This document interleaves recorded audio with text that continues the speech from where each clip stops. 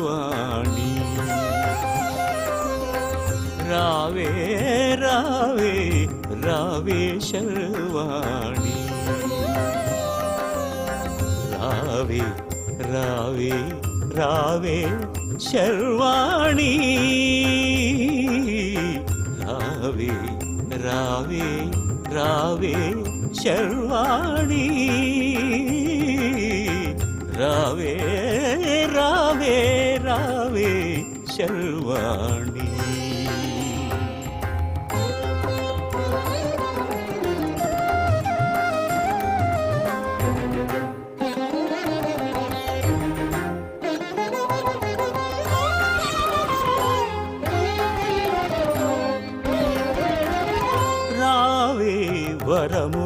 వరములందుకోవే ఇచ్చెద రావే వరములందుకోవే ఇచ్చెద నీవే ఇక ముదీయవే నీవే ఇక ముదీయవే వేడెద రావే వరములందుకోవే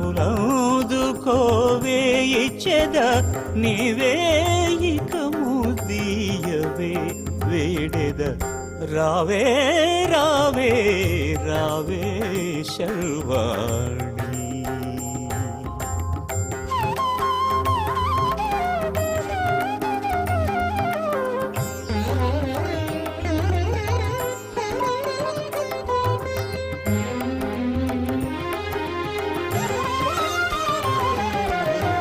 మరి మరి మరుడరవిది ములుకులుగొని మరి మరి మరుడరవిరి ములుకులుగొని దురుసుగనురములు దూరగవేసెను దురుసుగనురములు దూరగవేసెను కమ్ముకొనుచు కీరమ్ములు పలుకగా కమ్ముకొనుచు కీరమ్ములు పలుకగా ముమ్మరముగా విరహము మించెనిక ముమ్మరముగా విరహము మించెనిక వరతరి గొండ నృహరి సహోదరి నన్ను కరుణింపవే వరతరి గొండ నృహరి సహోదరి నన్ను కరుణింపవే నీకట ఏమిటికీటు కరుణింపవే నీకట ఏమిటికీటు రావే రావే రావే శర్వాణి శర్వాణి రావే శర్వాణి శర్వాణి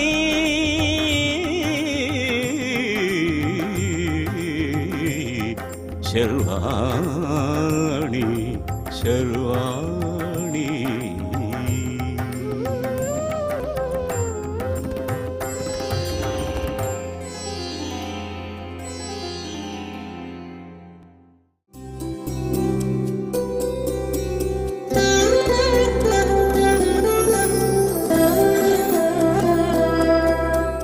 యావత్ స్వస్థో హ్యయం దేహః యావన్మృత్యుశ్చ దూరతః తావదాత్మహితం కుర్యాత్ ప్రాణాంతే కిం కరిష్యతి. అత్యంత పవిత్రమైనటువంటి ఈ చైత్రమాసంలో శుభోదయ వేళలో దేవదేవుడైనటువంటి శ్రీమన్నారాయణుణ్ణి కలియుగ ప్రత్యక్ష దైవమైనటువంటి శ్రీ వెంకటేశ్వర స్వామి వారిని పరిపరి విధాలుగా శరణాగతి చేస్తూ ఉత్తమమైన ఈ చైత్రమాస శుభోదయ సమయాన్ని మనం చరితార్థం చేసుకుంటూ ఉన్నాం. ఈ చైత్రమాసంలో మనందరి యొక్క ప్రధానమైనటువంటి కర్తవ్యం గోవిందుడి యొక్క ఆరాధన. ఆ గోవిందుణ్ణి ఎంతగా భక్తి ప్రపత్తులతో మనం ఆరాధన చేస్తామో అంత గొప్పదైనటువంటి ఫలాన్ని మనందరం కూడా పొందగలుగుతాం. భగవత్ కైంకర్యం కన్నా గోవిందుడి యొక్క ఆరాధన కన్నా మిన్న ఈ లోకంలో మరొకటి ఏదీ కూడా లేదు అనేటువంటి సత్యాన్ని మనమందరం కూడా అంగీకరించాలి. ఎందుకంటే సాక్షాత్తు భగవంతుడే మనకందరికీ కూడా ఒక చక్కనైనటువంటి ఆనందమయమైనటువంటి ముక్తి మార్గాన్ని చూపడానికే స్వామి అర్చావతార రూపంలో వెలసి ఉన్నాడు. కానీ మనం అనుకుంటూ ఉంటాం, ఇప్పటి నుంచే ఎందుకండి భగవత్ కైంకర్యం, నిదానంగా జీవిత చరమాంకంలో చేద్దాంలే. ఎవరైనా చిన్న వయస్సులోనే తీర్థయాత్రలు తిరుగుతూ ఉంటే అంటాం, ఏరా నాయనా అప్పుడే నీకు తీర్థయాత్రలు తిరిగే వయసు వచ్చేసిందా ఏమిటి అని మాట్లాడతాం. అంటే అదేమిటండి, చిన్న వయసులో తీర్థయాత్రలు చూడకూడదా? ఎవరైనా కూర్చున్నా లేస్తున్నా కృష్ణ రామ అంటే, ఏమయ్యా అప్పుడే కృష్ణారామ అంటున్నావు అని మాట్లాడతాం. అంటే అప్పుడే కృష్ణారామ అనకూడదా? ఒక 70 ఏళ్ళు 60 ఏళ్ళు వస్తేనే కృష్ణారామ అనాలి అని చెప్పి మనకి ఎక్కడైనా ఉపదేశం ఉన్నదా? అలా ఏమీ లేదు కదా. అందుకే పెద్దలు ఇలా మనకు తెలియజేస్తూ ఉన్నారు, యావత్ స్వస్థో హ్యయం దేహ, అయం దేహ యావత్ కాల పర్యంతం స్వస్థ భవతి. ఈ శరీరం ఎంతకాలమైతే ఆరోగ్యకరంగా ఉండి ఏ ఉపవాస దీక్ష చేద్దామన్నా, ఏ వ్రతాచరణ చేద్దామన్నా, లేదు భగవంతుడి యొక్క ఆలయాన్నంతటినీ శుభ్రపరచడానికి నడుం వంచి మొత్తం అంతా పనిచేయడానికి ఈ శరీరం ఎంతకాలమైతే నీకు సహకరించేలాగా ఆరోగ్యంగా ఉంటుందో, అప్పుడే ఆ సమయంలోనే అంతకాలంలోనే భగవత్ కైంకర్యాన్ని నీవు ఎంతగా చేయగలవో అంతగా చేసేసేయి. ఎప్పుడో చివరి కాలంలో చేద్దాంలే అని అనుకుంటే ఆ జీవిత చరమాంకం వచ్చేసరికి ఎక్కడ లేని రోగాలన్నీ కూడా ఈ శరీరంలో పుట్టి నువ్వు ఏ పని చేద్దామన్నా కూడా ప్రతిదానికి నీ యొక్క శరీరము, నీ ఇంద్రియములు, నీ అవయవములు సహకరించకుండా పోతాయి. ఇప్పుడు ఈ వయసులో ఉండగా ఏదో ఏకాదశి వ్రతం ఆచరిద్దాం, ఉపవాసం ఉందాం, భగవంతుడి యొక్క దీక్షలో ఉందాం అనుకుంటే శరీరం సహకరిస్తుంది. ఏముందండి, 50-60 వచ్చేస్తే షుగర్లు వచ్చేస్తాయి. ఇంకా ఆ పైన ఎన్నో రకాలైనటువంటి రోగాలన్నీ కూడా మనల్ని తట్టి లేపేస్తాయి. అవన్నీ వచ్చిన తర్వాత ఉపవాస దీక్షలో ఉందాము అని అంటే ఉండలేం. ఆ రోగాలన్నీ పుట్టిన తర్వాత భగవంతుడికి ఎంతో గొప్పగా భగవంతుడికి కావలసినటువంటి పుష్ప అలంకరణలన్నీ కూడా చేద్దామంటే ఏ కార్యము కూడా చేయలేం. ఏ చిన్న బరువు తీసుకున్నా కూడా చెయ్యి నొప్పి పుట్టేస్తుంది. ఏమాత్రం స్వామికి గొప్పదైనటువంటి సేవ చేద్దామంటే నడుము పట్టేస్తుంది. ఇలాంటి అనారోగ్యాలన్నీ కూడా మనకు కలగక ముందే కాస్త కళ్ళు తెరిచి భగవత్ కైంకర్య మార్గంలోకి వచ్చేయండి. అలా వచ్చేస్తే ఆ భగవంతుడికి మన సేవని మనం చేస్తూ కనుక ఉన్నట్లయితే ఏ రోగము కూడా ఈ శరీరంలో పుట్టకుండా ఆయనే మన ద్వారా సేవ చేయించుకుంటూ ఉంటారు. ఈ ఒక్క విషయాన్ని మనమందరం కూడా చాలా జాగ్రత్తగా గుర్తుంచుకునే ప్రయత్నం చేయాలి. అందుకే అంటూ ఉన్నాం, యావత్ స్వస్థో హ్యయం దేహ యావన్ మృత్యుశ్చ దూరతః. యావత్ కాల పర్యంతం మృత్యు దూరతః ఏవ భవతి. ఎంతకాలమైతే మృత్యువు నీకు చాలా సుదూర ప్రాంతాలలో ఉంటుందో అప్పుడు ఆ సమయంలోనే నువ్వేదైనా గొప్ప గొప్ప యజ్ఞాచరణ చేయాలి అనుకుంటే చేసేయాలి. నీవు యజ్ఞం సంకల్పించినటువంటి మరుక్షణం మృత్యుదేవత వచ్చి నీ శిరస్సు మీద కూర్చుంటే, అయ్యో యజ్ఞము పూర్తి కాకుండానే నువ్వు ఈ లోకం నుంచి వెళ్ళిపోవాల్సి వస్తుంది. కాబట్టి యావన్ మృత్యుశ్చ దూరతః. కానీ మీరు అడగవచ్చు, అదేమిటండి ఎప్పుడు మృత్యుదేవత ఎక్కడ ఉందో మనకు ఎలా తెలుస్తుంది? అందుకే భగవంతుడు కానీ మహర్షులు కానీ మనకు ఒకటే ఉపదేశం చేస్తూ ఉన్నారు, నీ మనస్సులో ఏ రోజు సంకల్పం కలుగుతుందో ఆ రోజు నువ్వు ధర్మాచరణను ఆరంభించేసేయి. యావన్ మృత్యుశ్చ దూరతః తావదాత్మహితం కుర్యాత్. ఆ కాలంలోనే ఆత్మహితమైనటువంటి స్వధర్మాన్ని, భగవత్ కైంకర్యాన్ని మనమందరం కూడా పాటించేటువంటి ప్రయత్నం చేయాలి. తావదాత్మహితం కుర్యాత్ ప్రాణాంతే కిం కరిష్యతి. అడుగుతున్నారు, ఒక ప్రశ్న కూడా మనకు వేస్తూ ఉన్నారు, అయ్యా ప్రాణాంతే కిం కరిష్యతి, అంతా అయిపోయిన తరువాత నువ్వేం చేస్తావు? కంఠావరోధన విధౌ స్మరణంకుతస్తే, కఫవాత పిత్తములతో ఈ కంఠమంతా కూడా మూసుకుపోయిన తరువాత అప్పుడు ఆ కాలంలో గోవిందా అందామన్నా కూడా నీ గొంతు పలకదే, రామా అందామన్నా కూడా నీ గొంతులో నుంచి స్వరం బయటికి రాదే. అటువంటి సమయంలో నువ్వు ఇంకా ఏమి చేయగలవు? కనుక ఇప్పుడే ఈ క్షణమే మనకు ఎంతవరకు ఆరోగ్యం అంతా కూడా సహకరిస్తుందో అప్పుడే భగవత్ కైంకర్యంలోకి వేగంగా మనమందరం కూడా ముందుకు సాగాలి అని విఖనో మునీంద్రుల వారు కూడా చెప్తారు. నిత్యం గృహే దేవాయతనేవా భక్త్యా భగవంతం నారాయణమర్చయేత్ తద్విష్ణోహో పరమం పదం గచ్చతీతి విజ్ఞాయతే అంటారు. అదే విష్ణువు యొక్క పరమపథాన్ని మనలందరినీ కూడా చేరుస్తుంది. ఇంతకన్నా గొప్పదైనటువంటి కార్యం, మహాభాగ్య రూపమైనటువంటి కార్యం మరొకటి ఏదీ కూడా లేదు అంటున్నారు పెద్దలు. మరి అటువంటి భగవత్ కైంకర్య మార్గంలోకి మనమందరం కూడా ముందుకు సాగుతూ ఈరోజు తిథివార నక్షత్రాలలో ఉండేటువంటి వైశిష్ట్యాన్ని కూడా కాస్త మన జీవితానికి అన్వయించుకునే ప్రయత్నం చేద్దాం. ఈరోజు చైత్రమాస కృష్ణపక్ష పాడ్యమి తిథి. సూర్యోదయ అనంతరం కొంతవరకు పాడ్యమి తిథి ఉండి తర్వాత విదియ తిథి ప్రవేశిస్తూ ఉన్నది. సూర్యోదయమునకు ఏ తిథి ఉంటే ఆ రోజు ఆ తిథిగా పరిగణింపవలసి ఉన్నది కనుక కొన్ని కార్యాలకి ఆ తిథి మధ్యాహ్న వ్యాప్తి ఉంటే చాలు అని, కొన్ని కార్యాలకి ఇలా ధర్మశాస్త్రము ఏ విధంగా అయితే తిథిగ్రహణాన్ని చేయమని చెప్పి ఉందో ఆ విధంగా తిథిగ్రహణాన్ని చేస్తూ ఈరోజు సూర్యోదయ సమయానికి ఇదిగో చక్కగా పాడ్యమి తిథి మనందరికీ కూడా ఉన్నది. ఈ పాడ్యమి తిథికి మనమందరం కూడా అగ్న్యుపాసన గనక ఆచరించినట్లయితే చక్కని ఫలాన్ని మనమందరం కూడా పొందవచ్చు. అదేవిధంగా ఈరోజు నక్షత్రం స్వాతి నక్షత్రం. ఈ స్వాతి నక్షత్రం రోజున ఆ లక్ష్మీ నృసింహస్వామి వారి యొక్క కైంకర్యం, ఎందుకంటే స్వామివారి జన్మ నక్షత్రం స్వాతి నక్షత్రం కనుక ఆ లక్ష్మీ నృసింహస్వామి వారికి ప్రహ్లాద భక్తితో మనం అందరం కూడా కైంకర్యం ఆచరించినట్లయితే సత్ఫలాల్ని మనం అందరం కూడా పొందగలుగుతాం. అదేవిధంగా ఈరోజు వారం సోమవారం.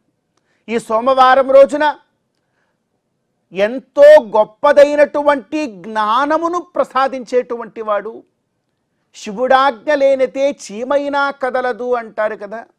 అటువంటి ప్రతి ఒక్క ప్రాణికి ఆజ్ఞనివ్వగలిగినటువంటి వాడు, జ్ఞానప్రదాత అయినటువంటి ఆ పరమశివుడి యొక్క ఆరాధనం మనకి ఎంతో గొప్పదైనటువంటి వేదాంత జ్ఞానాన్ని పొంది ఆ మహావిష్ణువు యొక్క ఆరాధనతో, మహావిష్ణువు యొక్క జ్ఞానంతో ముక్తిని పొందగలిగేటువంటి ఒకానొక భాగ్యం మనందరం కూడా పొందగలుగుతాం. కాబట్టి ఈ తిథివార నక్షత్ర అధిదేవతా కైంకర్యంతో వారు అనుగ్రహించేటువంటి ఫలాన్ని కూడా మన జీవితానికి అన్వయించుకొని ఎంతో గొప్పదైనటువంటి గోవిందుడి యొక్క విఘనసోక్త విగ్రహారాధన మార్గంలో ముందుకు సాగుతూ ఈ చైత్రమాస శుభోదయ సమయాన్ని మనం చరితార్థం చేసుకుందాం.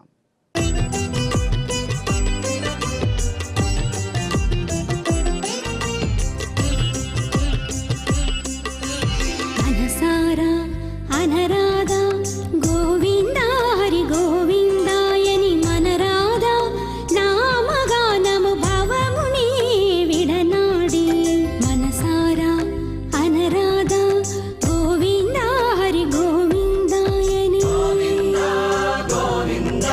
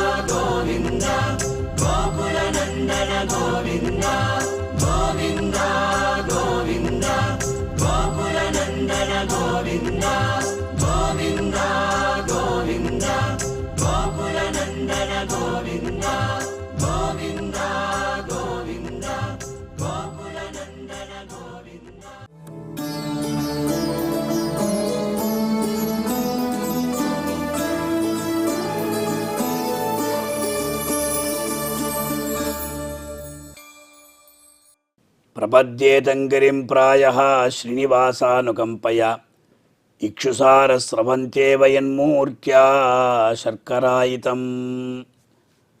కలియుగ ప్రత్యక్ష దైవం, కామితార్థప్రదుడు, అఖిలాండ కోటి బ్రహ్మాండ నాయకుడు వేంచేసి ఉన్నటువంటి దివ్య దేవాలయంలో ఆనంద నిలయ విమాన దర్శనం అనేది సకల సిద్ధిప్రదం.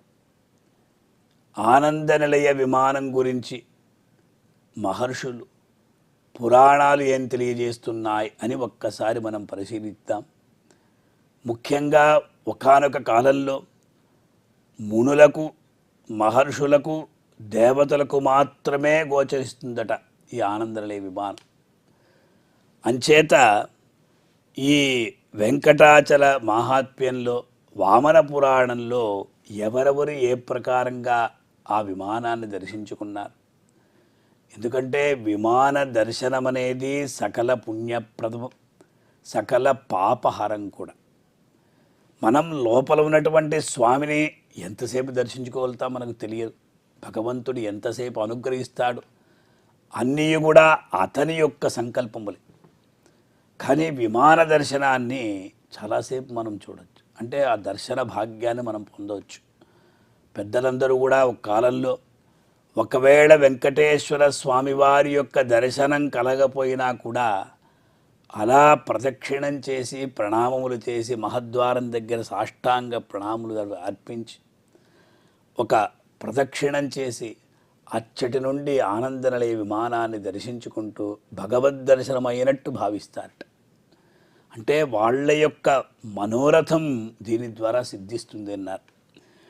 దదృశు విమలం దివ్యం విమానం భాస్కరోపమం స్వామి పుష్కరిణీ తీరే దక్షిణే లోక విశ్రుతే నారాయణాశ్రితం దివ్యం నిత్యం చ మహదద్భుతం పాండురాభ్రఘన ప్రఖ్యం నానాశృంగైరలంకృతం అనేకరత్ర సంఛన్నం ముక్తాదామ విభూషితం భాసయత్తేజసా సర్వా దిశో దశ నరాధిప మునీంద్రాస్తే తు తద్దృష్ట్వా విమానం పరమాద్భుతం అదృష్టపూర్వమన్యస్మిన్ కాలే నరవరాత్మచ.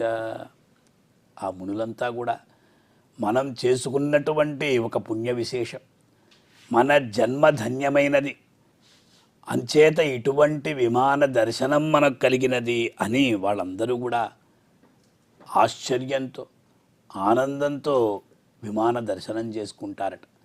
మనం కూడా అదే ప్రకారం చేసుకోవాలి. తిరువేంకట క్షేత్రంలో స్వామి పుష్కరిణికి దక్షిణ తీరంలో ఆ సూర్య తేజస్తో ప్రకాశిస్తున్నటువంటి ఈ విమానాన్ని, విమలమైనటువంటి దివ్య విమానాన్ని వాళ్ళందరూ కూడా దర్శించుకునే రీతిలో మనం కూడా ఆ మనసా ఎచ్చట ఉన్నా కూడా ఒక్కసారి ఆనంద నిలయ విమానాన్ని మనం కూడా ఒక్కసారి మనసులో అనుకోవాలి. అది అగ్ని వలె ప్రకాశిస్తుందట, అలాగే సూర్యుని వలె ప్రకాశిస్తున్నది కూడా చెప్తూ ఉన్నాము. ఇలా ఈ ఆనంద నిలయ విమానం అందరికీ కూడా సకల కళ్యాణాన్ని కలిగిస్తూ ఉన్నది. ఒక చరిత్ర కూడా ఉన్నది, ఎలా ఏర్పడినది. ముఖ్యంగా భగవానుడు వెంకటేశుడు పద్మావతి అమ్మవారిని వివాహం చేసుకొని, నారాయణవనంలో వివాహం చేసుకొని అచ్చటి నుండి తిరుమల యాత్ర చేసే సందర్భంలో అగస్త్య ప్రార్థితుడై అగస్త్యాశ్రమైనటువంటి శ్రీనివాసమంగాపురంలో కొద్ది కాలం వేంచేసి ఉన్నాడు. ఆ సమయంలో ఆకాశరాజు కూడా స్వర్గస్థుడయ్యాడు. రాజ్యం కోసం ఆకాశరాజు యొక్క తనయుడు వసుదానుడు, ఆకాశరాజు తమ్ముడైనటువంటి తొండమాడు ఇద్దరు కూడా యుద్ధం చేసుకున్నారట. అమ్మవారు ఆకాశరాజు పుత్రుడైనటువంటి ఆ వసుదానని పక్షాన ఉండమని కోరినప్పుడు స్వామి శంఖచక్రాన్ని తొండమానికి అందించాడు. తరువాత ఈ యుద్ధంలో భగవంతుడు కూడా మూర్ఛపోయాడని యుద్ధం ఆగిపోయినట్టు చివరకు రాజ్యాన్ని 2 సమభాగాలుగా అక్కడ పంచబడి ఈ ప్రకారంగా శ్రీనివాసుడు లోకంలో అందరూ కూడా దుష్కృత్యాలను చేస్తూ ఉన్నారు కనుక నేను ఇక్కడ ఉండను, నేను మళ్ళీ వైకుంఠానికి వెళ్ళిపోతాను అని చెప్పినప్పుడు బ్రహ్మాది దేవతలందరూ కూడా స్వామి శ్రీనివాస, కలియుగంలో మానవులంతా కూడా చాలా బలహీనులు, వాళ్ళకేం తెలియదు, అజ్ఞానంతో కొట్టుమిట్టాడుతున్నారు, సంసార సాగరంలో వాళ్ళందరూ కూడా చిక్కుకొని ఎంతో శ్రమపడుతున్నారు కనుక నీ యొక్క అత్యద్భుతమైనటువంటి దివ్య రూపాన్ని వాళ్ళు దర్శించుకుంటూ ఉంటే వాళ్ళ యొక్క పాపమంతా కూడా పటాపంచలవుతాయి.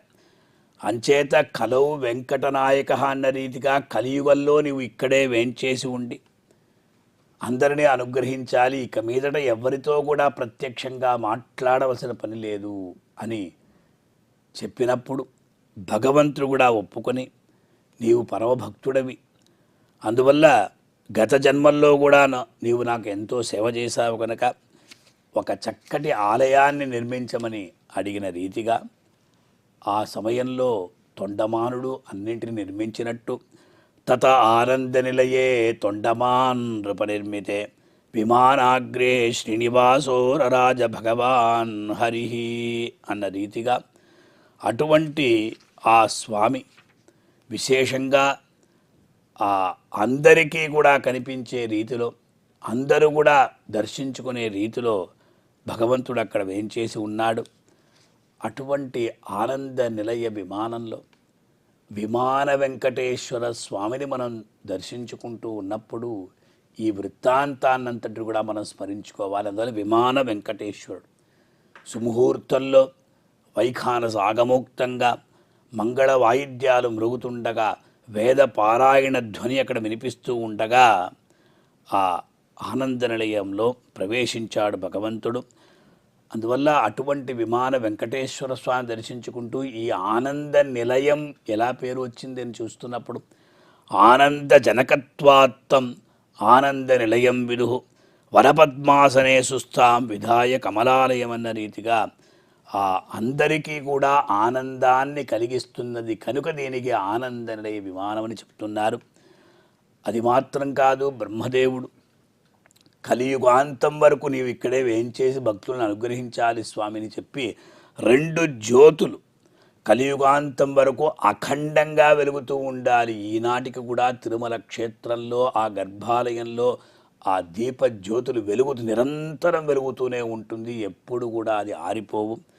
అటువంటి ఆ స్వామిని మాయా గూఢ విమానాయ నమః శ్రీవైకుంఠా ఓం వైకుంఠాగత సద్దేమ విమానాంతర్గతాయ నమః అని ఆ స్వామిని కూడా విమానం సర్వపాపఘ్నం సర్వలోకేషు విశ్రుతం అప్రాకృతమనాద్యంతం వైకుంఠాదాగతం మహత్ అని ఆద్యంతం లేనటువంటి ఈ అప్రాకృతమైనటువంటి ఈ విమానం శ్రీ వైకుంఠం నుండే కొనిరాబడినది అని కూడా మనకు చరిత్ర చెప్తున్నది కనుక ఇటువంటి ఆనంద నిలయ విమానాన్ని అలాగే విమాన వెంకటేశ్వర స్వామిని కూడా మనం దర్శించుకుంటూ శ్రీయప్పతి అయినటువంటి ఆ కలియుగ ప్రత్యక్ష దైవమైనటువంటి శ్రీనివాసుని యొక్క అనుగ్రహాన్ని పొంది తరిద్దాం.